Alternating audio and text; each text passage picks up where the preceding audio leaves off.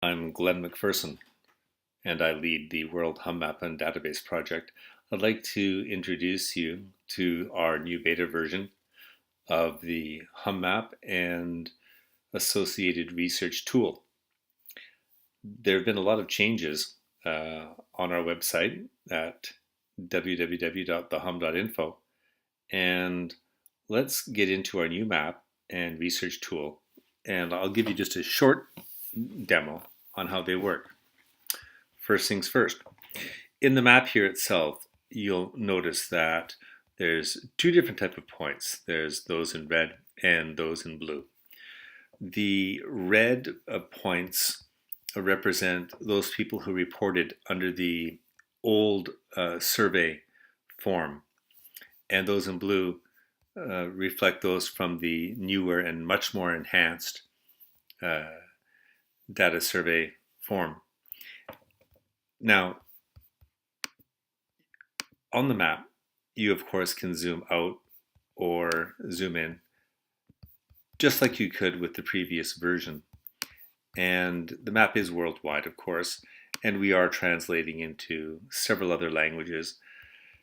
Now, what you'll notice is new over on the left-hand side here is our search filter and research tool, which has been a long time in the coming, but is something that I hope some of the more serious investigators and researchers will make good use of.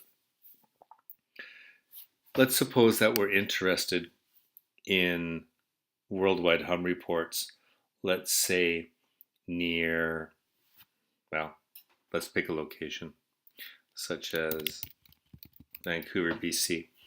And we'll select Vancouver from the drop-down that Google provides.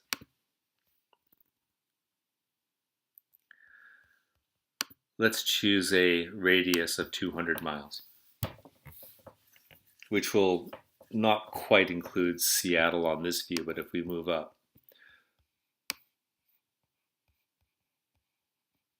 will indeed include everything from Kamloops, BC, to Nanaimo on Vancouver Island, down to Seattle and Tacoma, and some of the Northwest, Victoria, BC as well. So predominantly older data points. The worldwide number of those is roughly 7,000, and we have about 600 of the new enhanced data points. Over here, you can select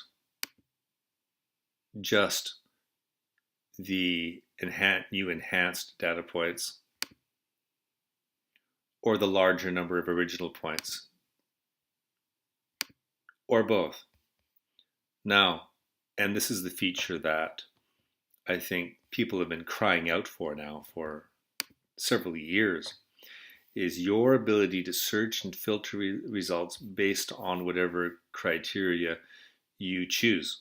So, for example, if you are pursuing some sort of hypothesis that is gender-based, for example, you could ask, okay, within this 200 miles of Vancouver, BC, show me all the hum hearers who are, first of all, male,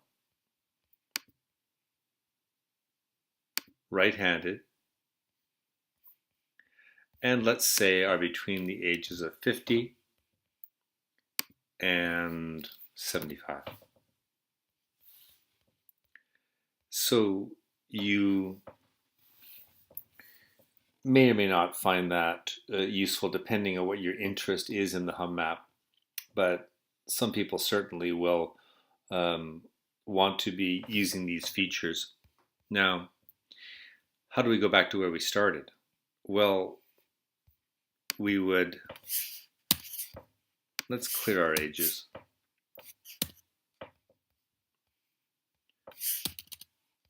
And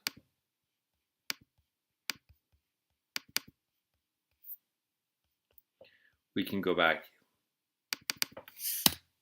to our location. Of course, as before, if you're interested in a particular area, you can zoom in, and let's suppose you want information about a point that you're interested in, such as this one. We'll click and we'll see the time date stamp here and the answers to the other questions which were included in the initial criteria. You can scroll down through this to see the answers to the other questions.